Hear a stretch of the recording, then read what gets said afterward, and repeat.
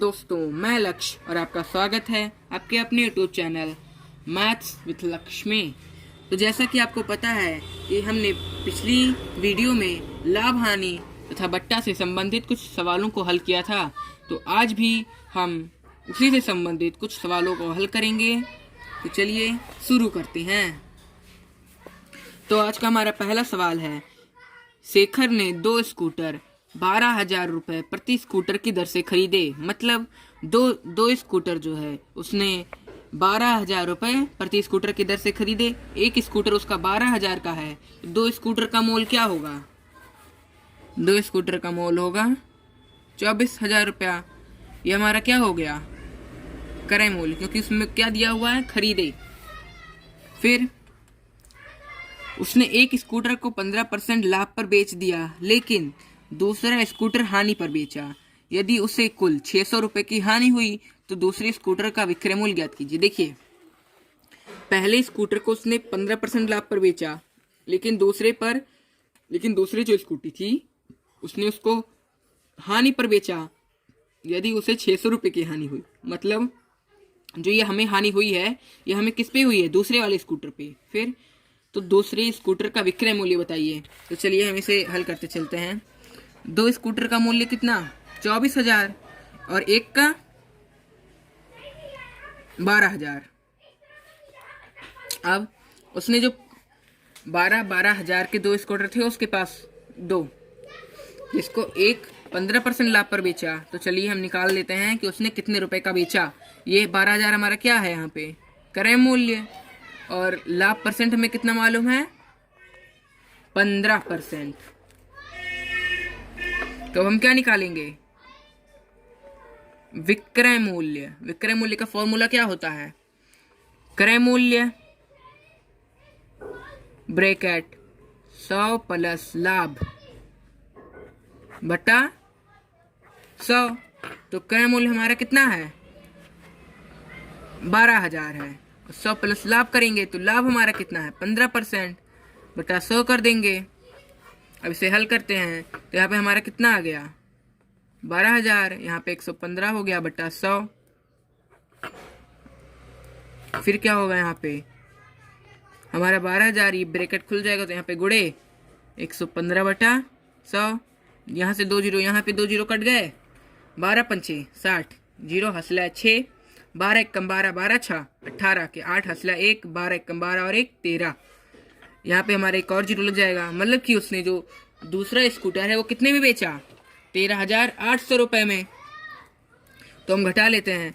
उसने कुल स्कूटर 24,000 रुपये का खरीदा था पूरा, जिसने 13,800 रुपये का एक स्कूटर बेच दिया। अब इसे हम घटा लेते हैं। हमारा आ गया 10,200।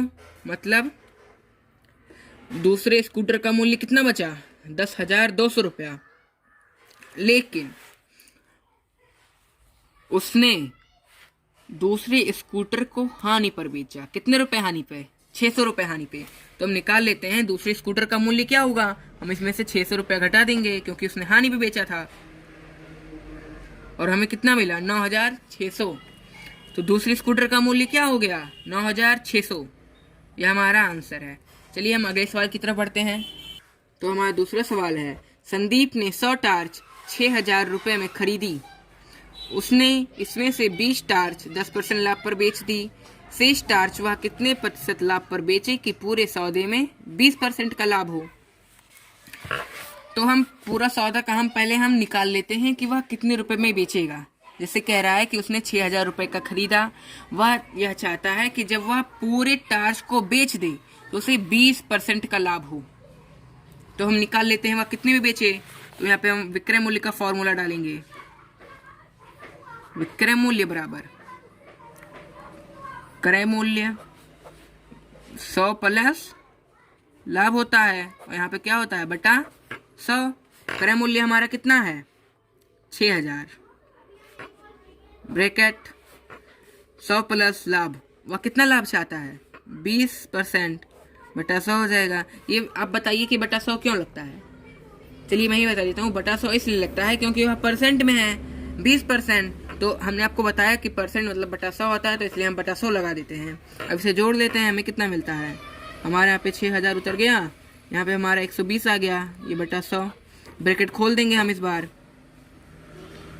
6000 गुणे 120 बटा 100, 2 जीरो कैंसल। यहाँ पे कितना भरा, 12 छक 72। हमारे यहाँ पे कितना जीरो लग गया, 2 जीरो। मतलब वह 6000 का खरीदा है कितना टार्च, 100 टार्च, और पूरे को कितने में बेचेगा, 7200 में। तो हम निकाल लेते हैं कि जैसे 100 टार्च का मूल्य 6000 रुपये है, तो एक टार्च का मूल्य क्या है। एक टार्च का मूल्य निकालने के लिए हम क्या करेंगे, हम 6000 को हम 100 से भाग दे देंगे। कितना मिला हमें, 60 रुपये। मतलब एक टार्च का मूल्य कितना है, 60 रुपये। अब फिर आगे हमें सवाल में क्या कह रहा है, उसमें इनमें से 20 टार्च 10% लाभ पर बेच दिए। 20 टार्च का मूल्य क्या होगा, पहले हम क्रय मूल्य निकाल लेते हैं कि 20 टार्च का क्रय मूल्य क्या होगा। तो 20 टार्च का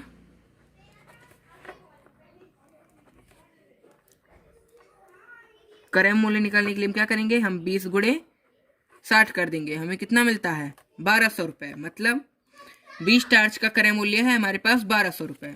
फिर क्या कह रहा है कि वह उसे 10% लाभ पर बेच दिया।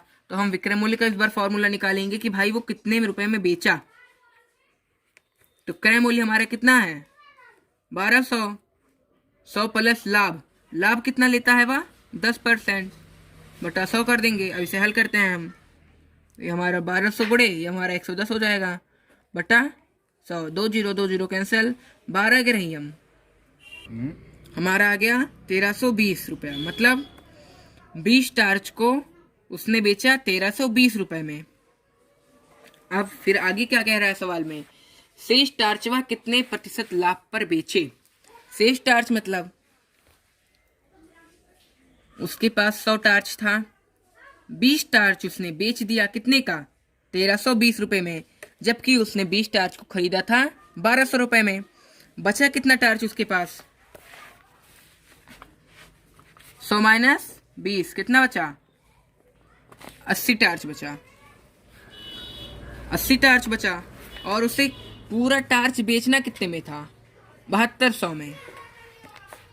7200 में उसे पूरा टार्च बेचना था, जिसमें से वह 1320 रुपये का टार्च क्या कर चुका है, बेच चुका है। तो हम इसको घटा देते हैं, हमें मिलता है 5880 रुपये। मतलब 80 टार्च को वह कितने में बेचेगा, 5880 रुपये में। तो अब हम निकाल लेते हैं कि वह 80 टार्च खरीदा कितने का। जैसे हमें 80 टार्च का विक्रय मूल्य मालूम है, तो 80 टार्च का हम क्या निकाल लेंगे, क्रय मूल्य। ये हमारा क्या है, विक्रय मूल्य, और हम क्या निकालने वाले हैं, क्रय मूल्य।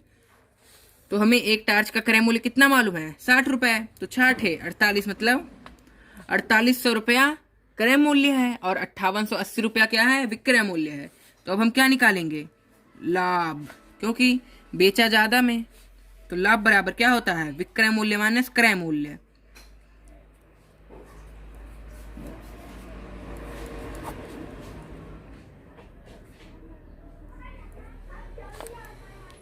अगर आप लोगों ने हमारी वो पार्ट 1 वाली वीडियो नहीं देखी है लाभ हानि की, तो आप जरूर जाके उस वीडियो को देखें, क्योंकि उस वीडियो में हमने आपको सारे सूत्र बताए हैं लाभ हानि के, वो भी उदाहरण सहित हल करते हुए।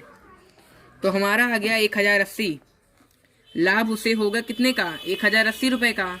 लाभ परसेंट का आपको फॉर्मूला मालूम है, अगर नहीं मालूम है तो जरूर जाके वो वीडियो देखें। तो लाभ परसेंट का फॉर्मूला होता है लाभ बटा क्रय मूल्य। क्रय मूल्य हमारा कितना है, 4800 गुणे 100, हमारा फॉर्मूला है लाभ बटा क्रय मूल्य गुणे 100। अब हम इसको काट लेते हैं, हमें इसे काटने पे मिलता है 22.5।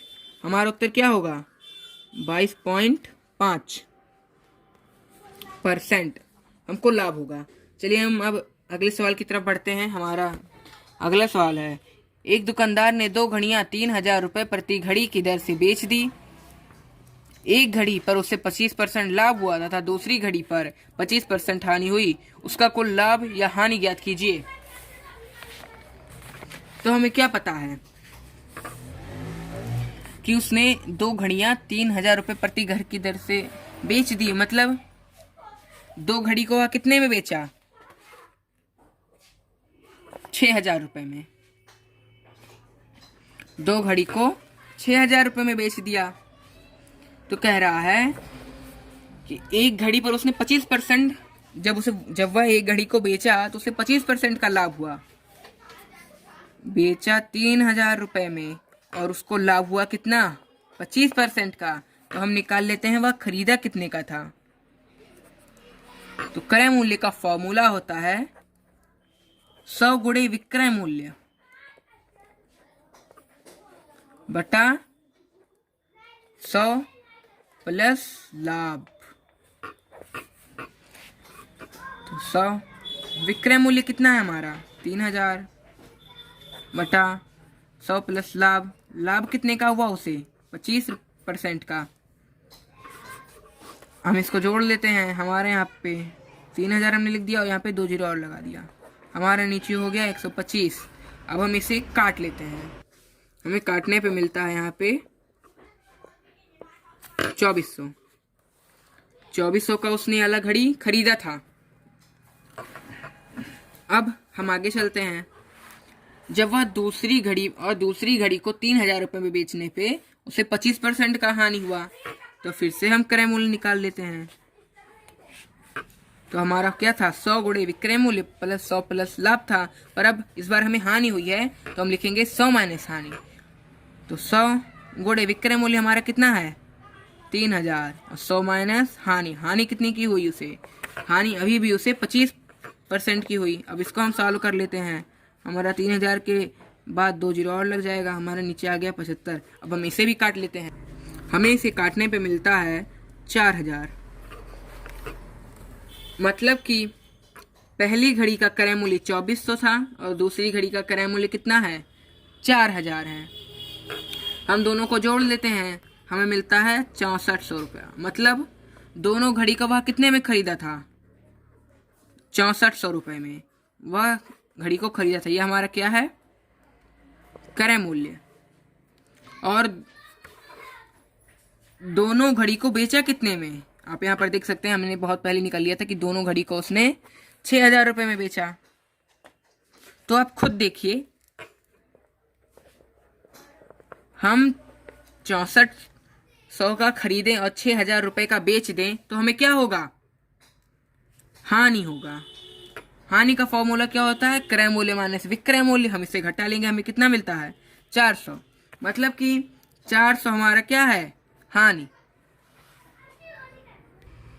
तो हमारा एक और सवाल है, 10%, 20% तथा 40% की क्रमागत बट्टों का तुल्य बट्टा ज्ञात कीजिए। ध्यान दीजिएगा, यह वाला क्वेश्चन बड़े बड़े एग्जामों में भी आता है। ये हमारे एक हार्ड क्वेश्चन में आता है। तो चलिए हम इसे हल करते हैं। कह रहा है कि अगर हम 10% छूट दें, 20% छूट दें और 40% छूट दें तो जो मूल्य आएगा, तो हम क्या करते हैं? ये कह रहा है कि आप ऐसा बताइए कि हम एक ऐसी छूट दें कि जो 10% छूट देने के बाद, 20% छूट देने के बाद, 40% छूट देने के बाद, जैसे हमने सारा छूट दे दिया एक एक करके, तो हमारा मूल्य बना 40। तो कह रहा है कि आप ऐसा बताइए कि हम एक ऐसा छूट दे दें कि अचानक हमारा 40 आ जाए। तो बहुत लोग सोचेंगे कि हम इन तीनों को जोड़ देते हैं, 40, 20, 60 और 170। हम 70% का अगर छूट दे दें तो अचानक हमारा एक साथ 40 आ जाएगा, वरना हम एक एक करके देंगे तो वैसे भी 40 आ रहा है। तो ये गलत है। तो चलिए हम आपको इसको हल करना सिखाते हैं। जैसे कि मान लेते हैं हमारा क्रय मूल्य है 100 रुपया।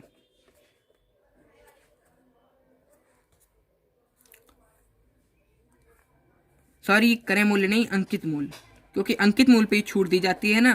क्योंकि और क्रय मूल्य पे अगर हम छूट देंगे तो हमें क्या होगा? हानि होगा। और अंकित मूल्य पे कम करते हैं तो सिर्फ छूट ही होगा। तो 100 रुपये हमारा क्या है? अंकित मूल्य।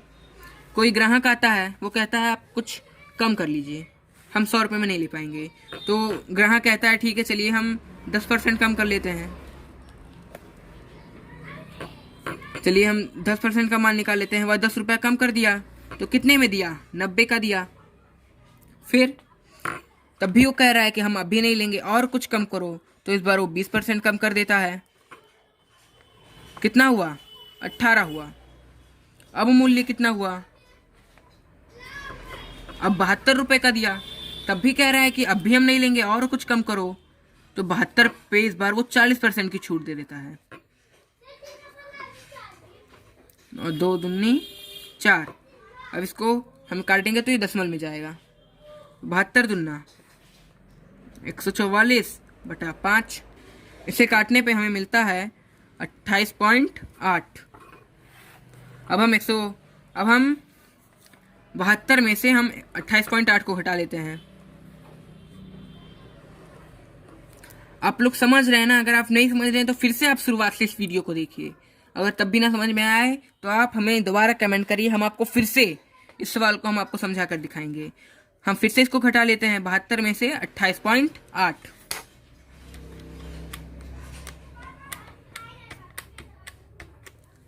हमें मिलता है 43.2। अतः अंत में ग्राहक की जिद के बाद दुकानदार उसे 43 रुपया 20 पैसा का वह सामान दे देता है। तो अब हम निकाल लेते हैं कि उसने कितना रुपया कम किया। हमारा प्रिंट था 100 रुपया और उसने दिया कितने का, 43.2 रुपये का। इतना जिद करने के बाद उसने इतना कटौती करवाई। पहले 10% कम करवाया, फिर 20%, फिर 40%। 43 रुपया 20 पैसे का उसने दे दिया। हम इसे अब घटा के लेते हैं।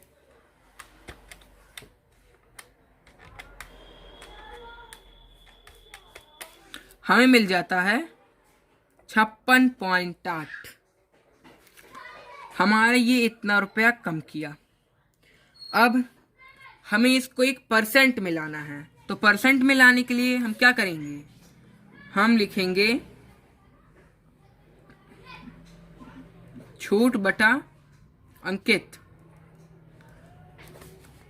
गुणे 100। देखिए कोई फॉर्मूला नहीं है, आप लोग खुद बना सकते हैं। जैसे कि लाभ निकालना है आपको, हमने आपको लाभ का फॉर्मूला बताया, उसी से आप हानि भी कर सकते हैं। हानि बटा क्रय मूल्य गुणे 100 कर दीजिए। आपको अगर छूट परसेंट निकालना है तो छूट बटा अंकित गुणे 100 कर दीजिए।